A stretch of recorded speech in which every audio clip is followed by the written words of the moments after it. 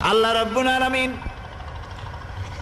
কোরআনে কারীমের ভিতরে নবীজির নাম একটি বারের জন্য নাম ধরে তাকে ডাকেন নাই, বরং তিনি বলেছেন তোমরা পরস্পর পরস্পরকে যেভাবে নাম ধরে ডাকাডাকি করো আমার নবীকে সেভাবে নাম ধরে ডাকবে না। আল্লাহ নিষেধ করেছেন আমার নবীর নাম ধরে ডাকবে না। সুবহানাল্লাহি ওয়া বিহামদিহি। এই পৃথিবীতে যত নবী আসছেন সমস্ত নবীরা হলেন এলাকা ভিত্তিক নবী, অঞ্চল ভিত্তিক নবী। এক এক এলাকার, নূহ আলাইহিস সালাম এক এলাকার, মুসা আলাইহিস সালাম আলাক এলাকার, দাউদ আলাইহিস সালাম আলাক আরেক এলাকার, এরকম এলাকা ভাগ ভাগ করা।